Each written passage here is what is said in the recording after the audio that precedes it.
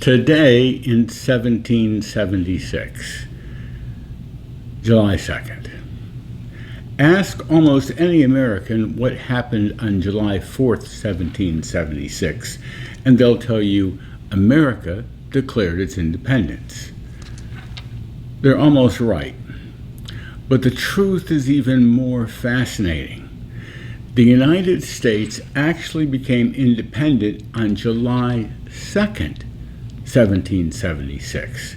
Today was the day the Continental Congress voted. 2 days later, they approved the explanation. Let's see how it happened. When Congress met this morning in Philadelphia, the question before the delegates was not whether they should edit Thomas Jefferson's Declaration. The first question was much more fundamental. Should the colonies become independent at all? The delegates returned to the resolution first introduced weeks earlier by Richard Henry Lee of Virginia. It read, "Resolved that these united colonies are and of right ought to be free and independent states." Those were extraordinary words. If adopted, 13 British colonies would immediately declare themselves sovereign nations. There would be no reconciliation, no compromise, no return to British rule. The delegates knew exactly what they were doing. Every man voting yes would become guilty of high treason in the eyes of the British Crown. The punishment for treason was death. The voting began by colonies. One after another, the delegations announced their intentions. New Hampshire, Massachusetts, Rhode Island, Connecticut, Virginia, North Carolina, Georgia, all voted yes. South Carolina, which had opposed independence only weeks before, now voted yes. Pennsylvania was deeply divided. 2 delegates who opposed independence deliberately stayed away, allowing the colony to cast a vote in favor.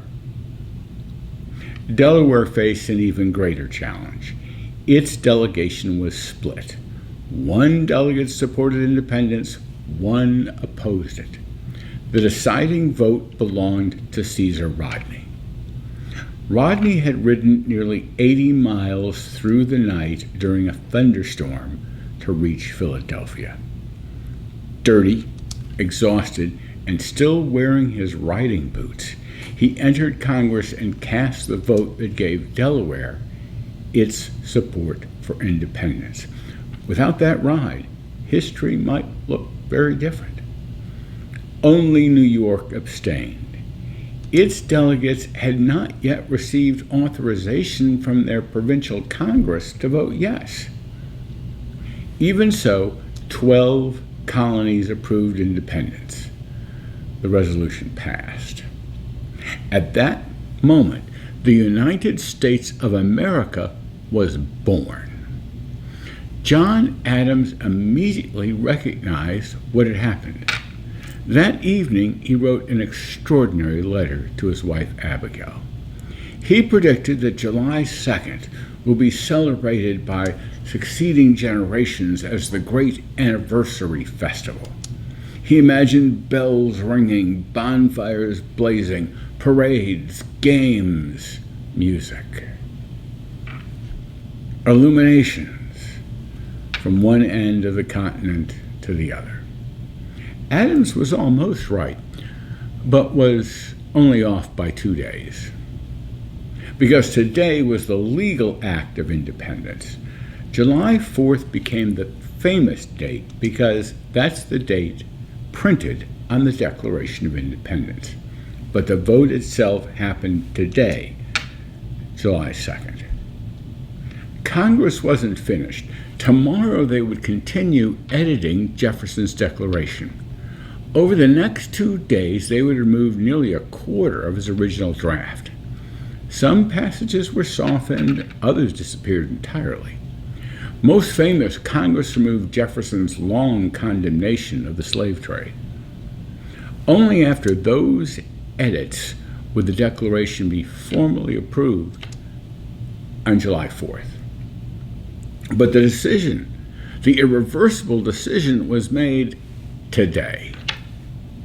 July 2nd, 1776 reminds us that history often remembers the document, but the vote came first. Before there could be a Declaration of Independence, there had to be the courage to choose independence. And on this day, 56 men had not yet signed a document, but 12 colonies had taken the greatest political gamble in American history. They had declared themselves free. They had challenged the most powerful empire on earth, and they had changed the course of history forever. I'm Bruce Carlson. Join me tomorrow as we continue our journey through one day at a time, as we discover who really caused the fireworks.